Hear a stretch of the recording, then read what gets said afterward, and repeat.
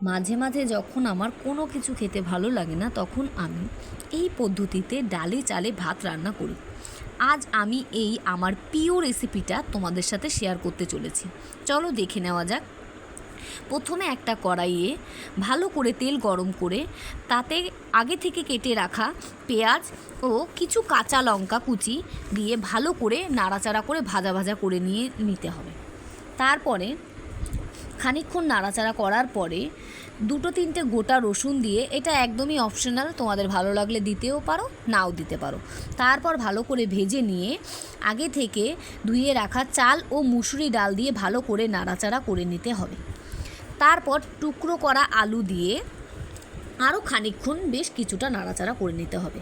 তার পরিমাণ মতো নুন ও হলুদ দিয়ে আবার একটু নাড়াচাড়া করে নিন। তারপর ওপর থেকে কিছু গোটা কাঁচা চেরা লঙ্কা, কাঁচা পাকা লঙ্কা ও দিয়ে আরেকটু নাড়াচাড়া করে নিন। তারপরে পরিমাণ মতন জল দিয়ে দিতে হবে, যাতে পরিমাণ মতন জল দিয়ে ভালো করে নাড়াচাড়া করে ঢেকে দিতে হবে।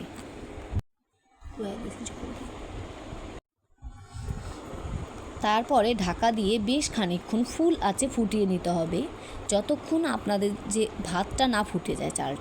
চালটা যে ফুটে গেল, জলটা কমে এলেই তখনই গরম গরম একটু আলু মাখা দিয়ে স্লাইস করা ডিম দিয়ে পরিবেশন করুন। গরম গরমেই চাল